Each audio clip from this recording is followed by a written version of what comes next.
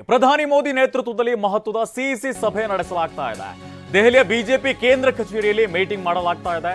ಸಭೆಯಲ್ಲಿ ಮತ್ತೊಂದು ಲಿಸ್ಟ್ ಬಿಡುಗಡೆ ಬಗ್ಗೆ ಚರ್ಚೆಯನ್ನ ನಡೆಸಲಾಗ್ತಾ ಇದೆ. ಕರ್ನಾಟಕ ಸೇರಿದಂತೆ 11 ರಾಜ್ಯಗಳ ಟಿಕೆಟ್ ಬಗ್ಗೆ ಚರ್ಚೆಯನ್ನ ನಡೆಸಲಾಗ್ತಾ ಇದೆ. ಸಭೆಯಲ್ಲಿ JP Nadda, UP CM Yogi Adityanath, ಇನ್ನು ಕೇಂದ್ರ ರಕ್ಷಣಾ ಸಚಿವ ರಾಜನಾಥ್ ಸಿಂಗ್ ಕೂಡ ಭಾಗಿಯಾಗಿದ್ದಾರೆ. ಈಗಾಗಲೇ 4 ಲಿಸ್ಟ್ ಬಿಡುಗಡೆ ಮಾಡಿರುವಂತಹ ಬಿಜೆಪಿ ಇದುವರೆಗೂ ಕೂಡ ಒಟ್ಟು 291 ಅಭ್ಯರ್ಥಿಗಳ ಹೆಸರನ್ನ ಘೋಷಣೆ ಮಾಡಿದ್ದಾರೆ. 543 ಸೀಟ್ಗಳ ಪೈಕಿ 291 ಕ್ಷೇತ್ರಗಳ ಲಿಸ್ಟ್ ಅನ್ನ ಬಿಡುಗಡೆ ಮಾಡಿದ್ದಾರೆ. ಇನ್ನು ಉಳಿದಂತಹ ಅಭ್ಯರ್ಥಿಗಳ ಹೆಸರನ್ನ ಘೋಷಣೆಗೆ ಇದೀಗ ಸಭೆಯ ಬಳಿಕ ಬಿಜೆಪಿ ಘೋಷಿಸುವಂತಹ ಸಾಧ್ಯತೆ ಇದೆ. 5ನೇ ಲಿಸ್ಟ್ ಬಿಡುಗಡೆಗೆ ಸಾಧ್ಯತೆ ಇದೆ. ಇವತ್ತು ಸಿಇಸಿ ಸಭೆಯನ್ನು ನಡೆಸಲಾಗ್ತಾ ಇದೆ.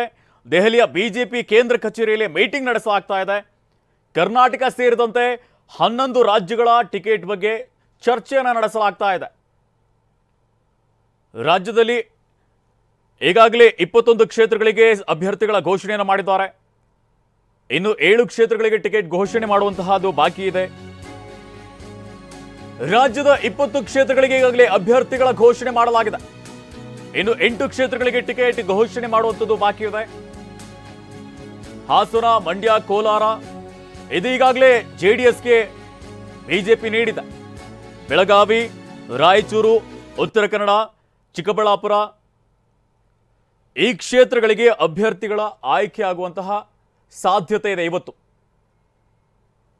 ದೆಹಲಿಯ ಬಿಜೆಪಿ ಕೇಂದ್ರ ಕಚೇರಿಯಲ್ಲಿ ಮೀಟಿಂಗ್ ಮಾಡಲಾಗ್ತಾ ಇದೆ. ಉಳಿದಿರುವಂತಹ ಕ್ಷೇತ್ರಗಳಿಗೆ ಅಭ್ಯರ್ಥಿ ಘೋಷಣೆ ಮಾಡುವಂತಹ ಸಾಧ್ಯತೆ ಇದೆ. ಇದಕ್ಕೆ ಸಂಬಂಧಪಟ್ಟಂತೆ ಚರ್ಚೆಯನ್ನು ನಡೆಸಲಾಗ್ತಾ ಇರುವಂಥದ್ದು. ಕರ್ನಾಟಕ ಸೇರಿದಂತೆ 11 ರಾಜ್ಯಗಳ ಒಂದು ರೀತಿಯಲ್ಲಿ ಲಿಸ್ಟನ್ನ ಚರ್ಚೆಯನ್ನು ನಡೆಸಲಾಗ್ತಾ ಇದೆ.